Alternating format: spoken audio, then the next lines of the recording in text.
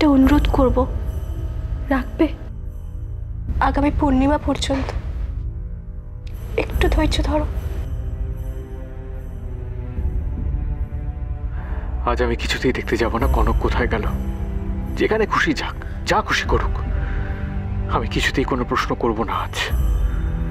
আমার কাছে ও পূর্ণিমা পর্যন্ত সময় চেয়েছে, সেটা আমি ওকে দেব। আমিও দেখব কি সত্যি আমি বুঝতে পারি তখন।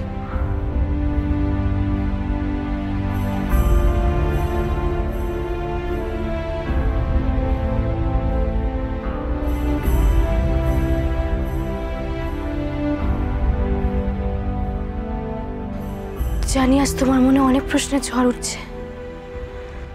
কোথায় গিয়েছিলে?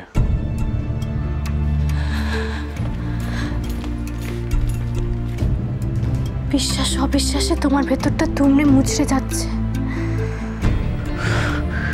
কেন আমাকে অন্ধকারে রাখছো? কেন সব কথা বলছো না আমাকে? তোমাকে তো আমি সবসময় বিশ্বাস করেছি, আর আজ তোমাকে বিশ্বাস করবো বলে আমি ওয়েট করে আছি। তবুও আজ আমি অসহায়। চাইলেও তোমার কোনো প্রশ্নের উত্তর দিতে পারবো না আমি। আমার আর কোনো প্রশ্ন নেই। আমি আজ আমার ভাগ্যকে মেনে নিয়েছি।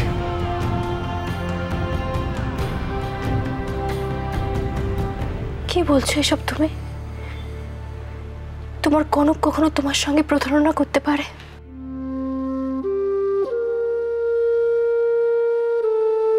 ভাগ্য যার সাথে প্রতারণা করে তার সাথে আর কি প্রতারণা করতে পারে কনক? তুমি চেনো না তোমার কনককে? হ্যাঁ চিনি, আমি আমার কনককে চিনি, কিন্তু সে কনক তুমি নও। আমি তোমায় চিনি না।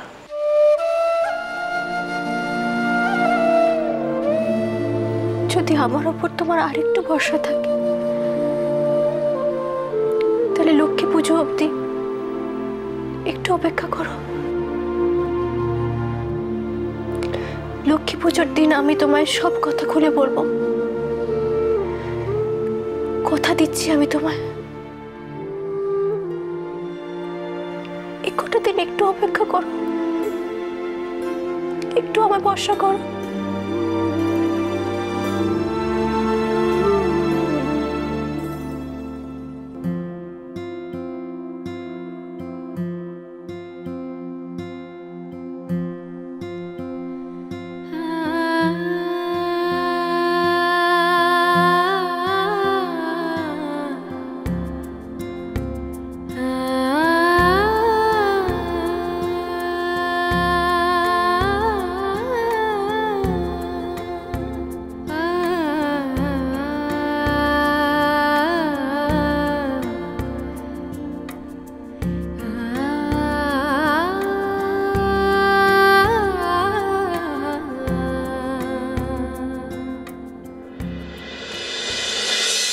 ভুল করছো পুরোহিত মশাই।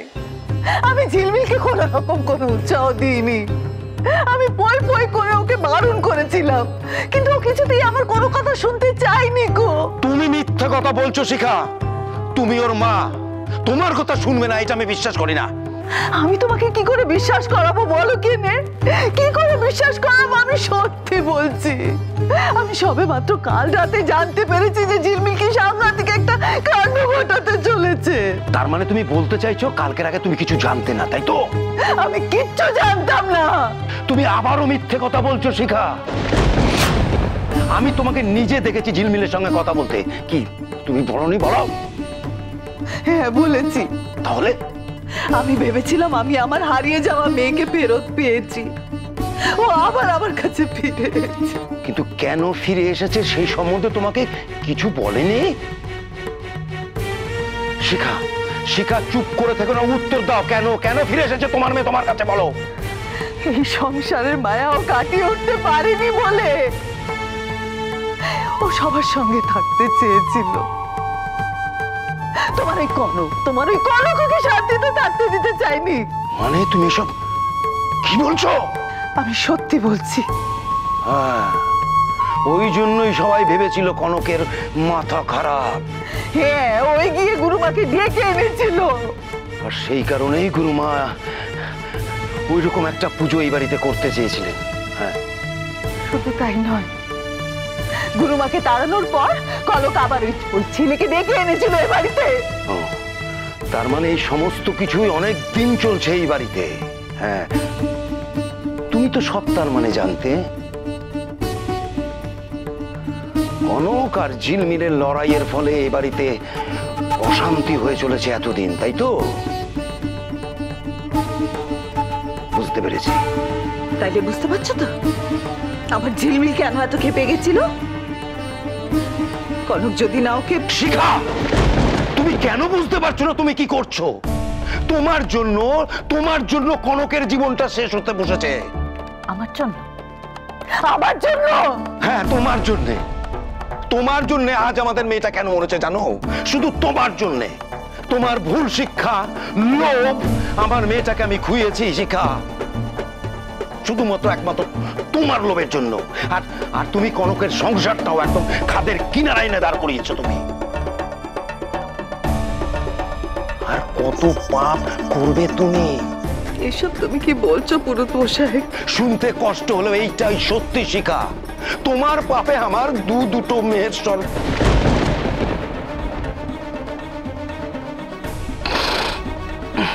আজ তোমাকে আমি একটা কথা বলে দিচ্ছি শিখা, কনকের যদি কিছু হয় তাহলে আমি নিজেকে শেষ করে ফেলে দেবো। শেষ। যে নেই তার ছবি রেখে এখানে কি হবে দেখি? তোর মতো মেয়ে না যে কোনো বাবা মা কলঙ্ক।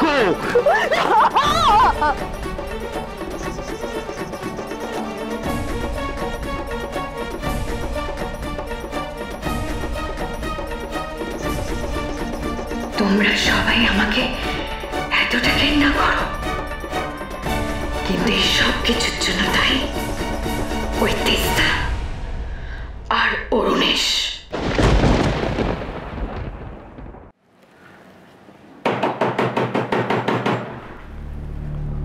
কে?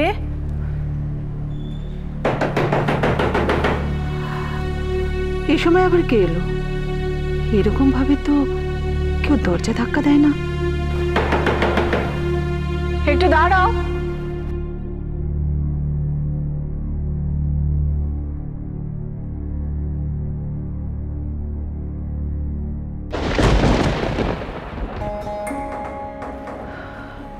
নীল,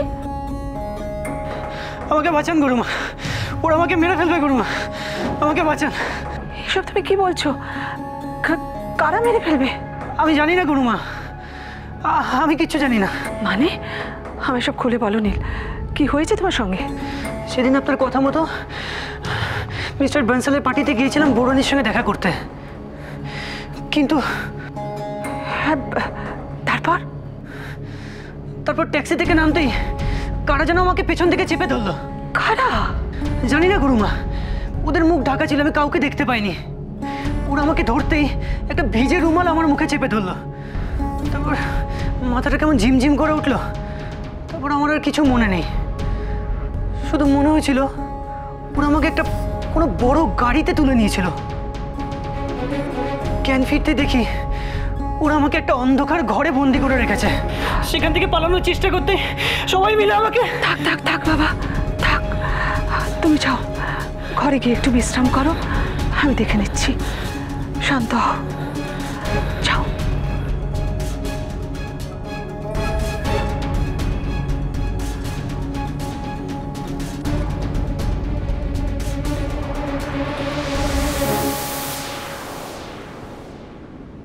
তাহলে ও বাড়িতে কে গেছে নীল সেজে? কার সাথে তাহলে এতদিন কথা বললাম আমি? সর্বনাশ, সে কোনো ক্ষতি করে দেয়নি তো ওদের?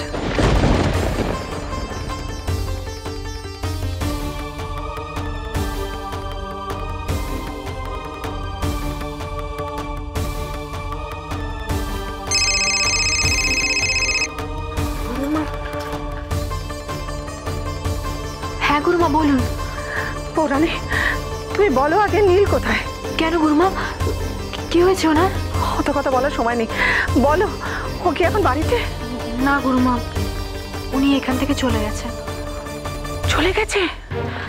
আপনার সাথে আমার অনেক কথা আছে গুরুমা। সেসব পরে শুনবো, আগে তুমি শোনো বৌরানী, চৌধুরী বাড়ির কেউ ভয়ঙ্কর ক্ষতি করতে চাইছে। কি বলছেন আপনি গুরুমা? বৌরানী, তুমি যাকে নীল বলে বাড়িতে নিয়ে গেছিলে সে নকল।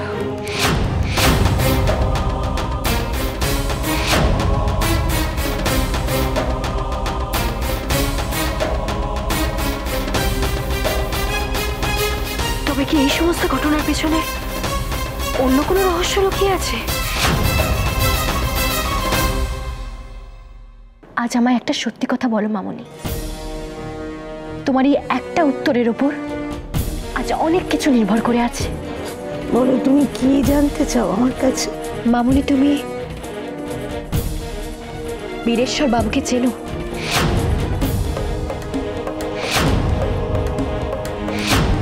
কনক মামুনির সাথে এত কি কথা বলছে?